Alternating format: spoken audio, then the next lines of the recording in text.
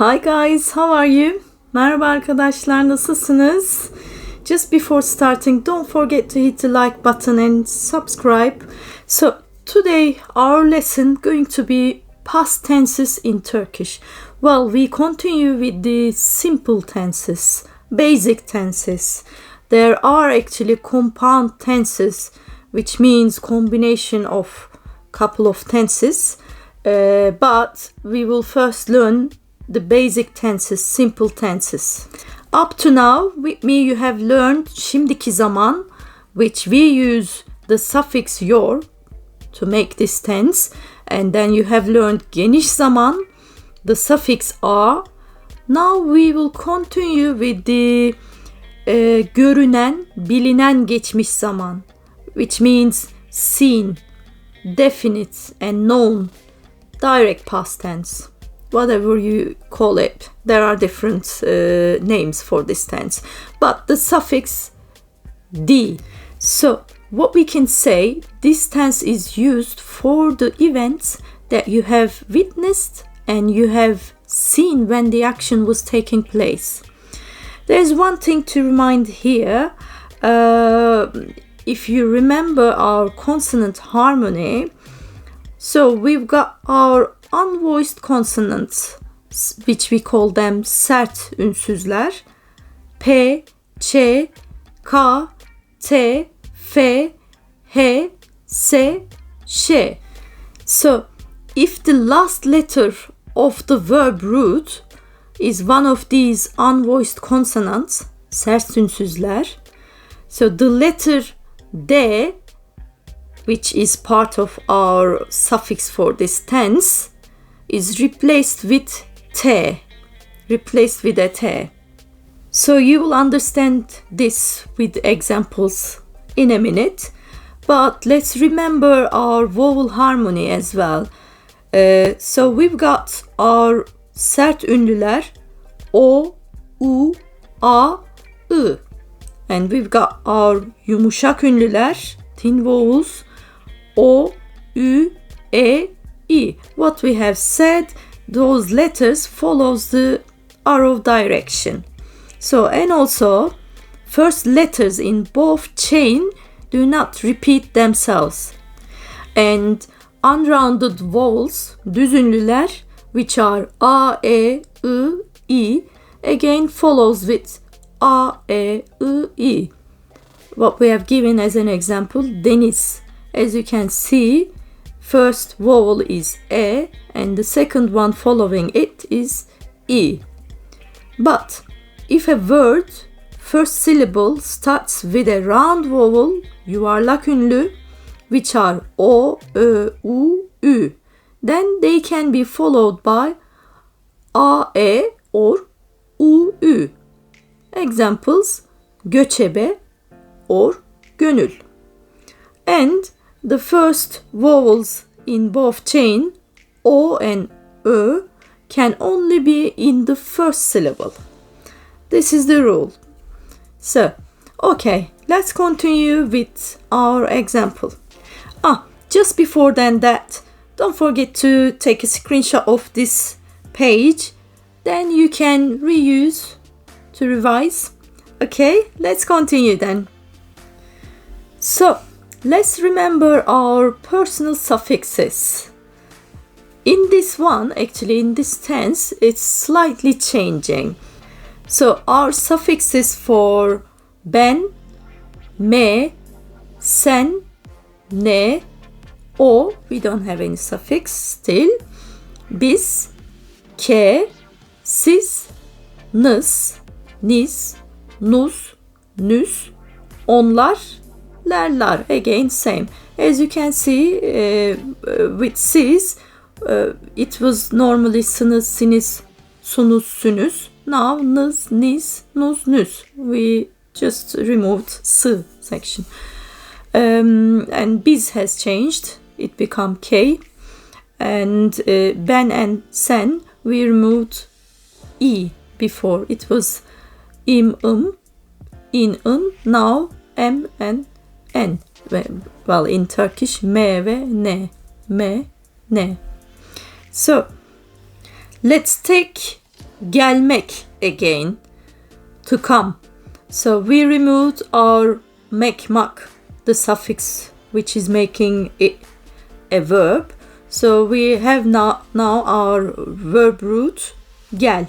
So we are adding our suffix for the tense di, and then we are adding our personal suffix for the positive sentence, olumlu sentence, olumlu cümle.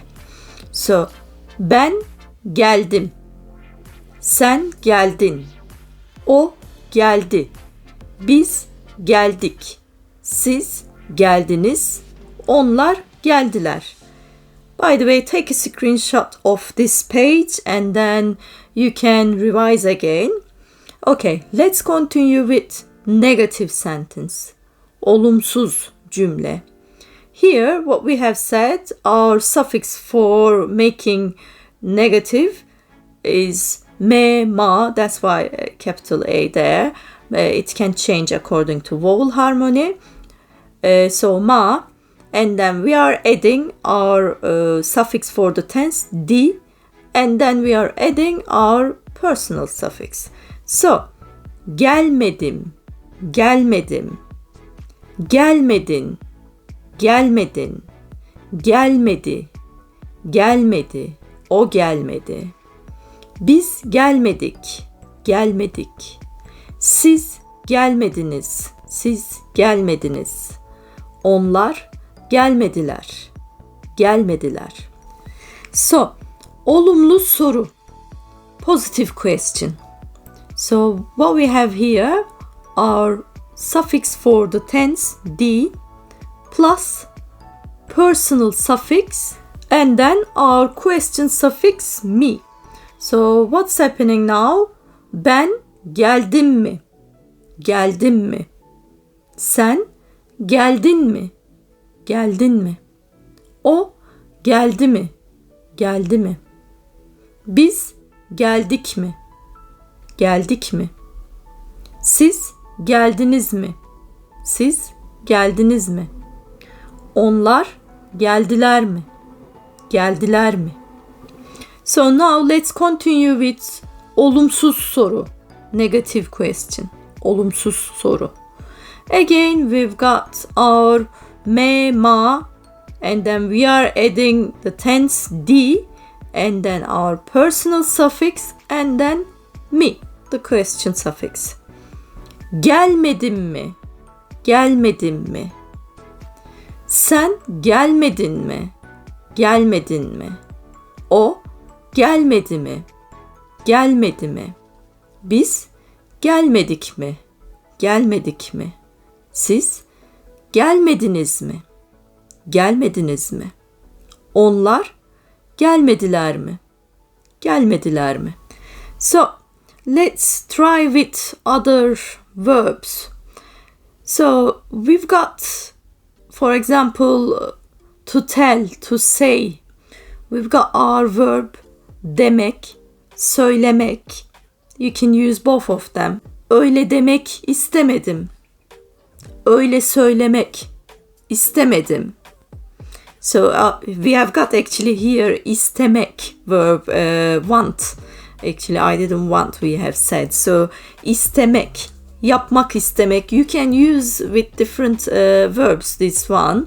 Yapmak istemek, want to do.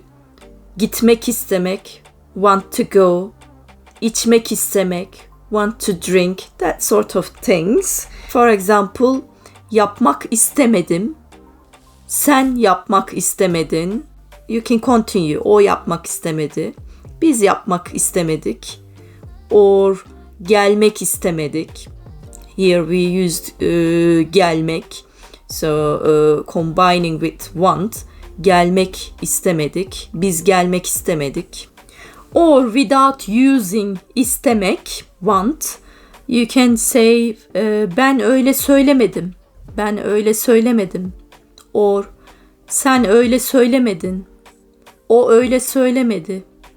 You didn't say so. So let's give other verbs that you can practice with. For example, to buy. So you can use only almak or satın almak, to buy.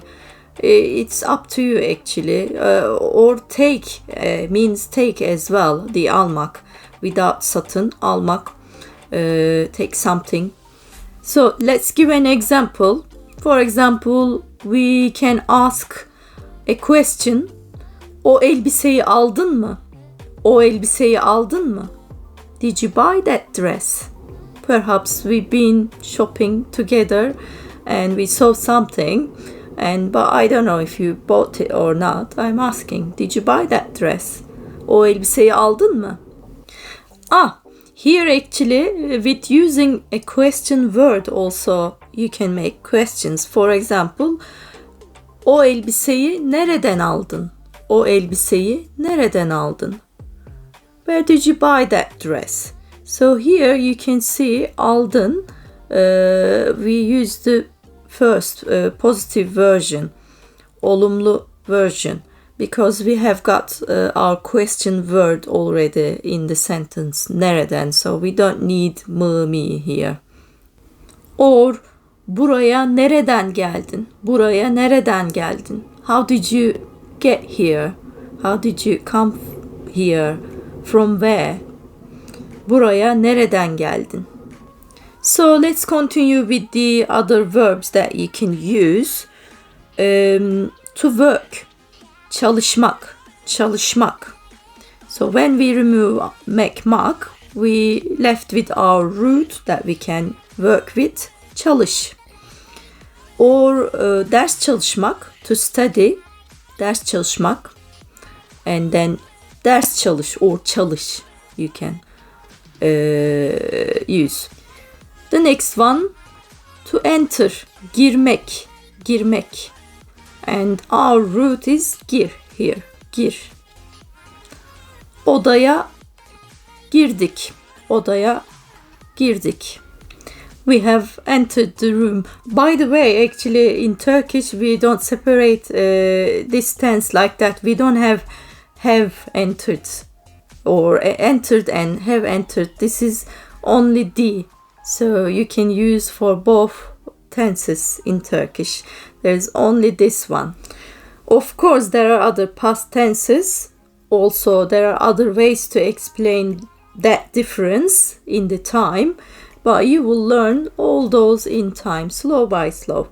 Well, we will continue with another past tense in this lesson. Hopefully it won't be too long for you, but let's continue. Okay, another verb can be to live, yaşamak, yaşamak. And our root here is yaşa. For example, we can ask, Ankara'da ne kadar yaşadın? Ankara'da ne kadar yaşadın? How long have you lived in Ankara? Perhaps we can do positive version of this verb together. Ben yaşadım, sen yaşadın, o yaşadı, biz yaşadık, siz yaşadınız, onlar yaşadılar. As you can see here, D has changed to do because of our vowel harmony. You know this, I think, now by heart because I've been keep repeating in each lesson. So, shall we continue with the mişli geçmiş zaman? Mişli geçmiş zaman, we call it mişli geçmiş zaman. The name comes from the suffix we use for this tense, miş, which also named by öğrenilen, duyulan, geçmiş zaman. So this tense we use for actions that you haven't witnessed, but you have heard from someone else. So this is indirect, reported past tense. Let's start with our personal suffixes. Well, you can see from the screen, our suffixes actually is the same suffixes that we have used with şimdiki zaman and geniş zaman. Oley! So our work is slightly easier than the dili geçmiş zaman. well, with the suffix D. We call it like as D'li geçmiş zaman as well. I think I've forgotten to mention that. D'li geçmiş zaman. And this one is mişli geçmiş zaman. So, should I repeat these suffixes? Okay, let's do quickly then. Ben, im, sen, sın, sin, sun, sün, o. We don't have any suffix. Biz, ız, iz, uz, üs, siz, sınız, siniz, sunuz, sünüz, onlar, ler, lar. Let's quickly jump to our positive version, olumlu sentence. So, gelmişim, gelmişim. Sen gelmişsin. O gelmiş. Biz gelmişiz. Gelmişiz. When you say it quickly, gelmişiz. Siz gelmişsiniz. Onlar gelmişler. For example, you were expecting some guests and you were not at home. Perhaps your wife was at home and you get home and you saw your guests are there and you are saying, misafirlerimiz gelmişler. As you haven't witnessed it, you were not at home, you haven't seen it, that's why we are using this tense. I don't think we have anything in English to express this difference. So this is special to Turkish, I guess. Let me know in the comments if you have this tense in your language as well. Negative sentence. Let's continue with negative version of this verb. Olumsuz, we call it. So we are adding our mema, the suffix for making it negative, and miş for the tense, and personal suffix. Gelmemişim. When you say it quickly, gelmemişim.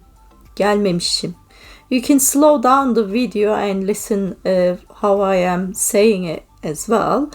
YouTube has all these functions. Ben gelmemişim. Sen gelmemişsin.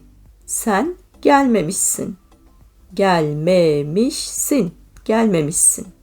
O gelmemiş.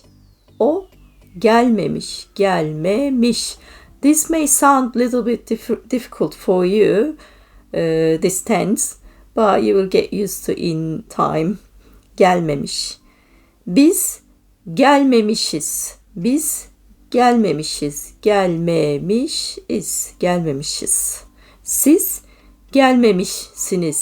Siz gelmemişsiniz. Onlar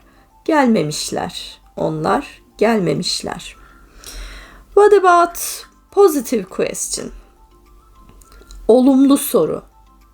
So, it's easy, like we have done in şimdiki zaman and geniş zaman. We are taking the first part of olumlu positive verb, which is gelmiş here, gelmiş. Then we are adding our question suffix mi and then personal suffix. Gelmiş miyim? Ben gelmiş miyim? Sen gelmiş misin? O gelmiş mi? Biz gelmiş miyiz?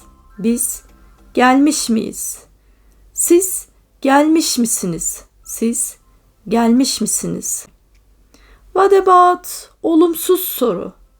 Negative question. Again, we are using the first part of our negative verb. Gelmemiş. And then again adding mi and personal suffix. Gelmemiş miyim? Ben gelmemiş miyim? Sen gelmemiş misin? O gelmemiş mi?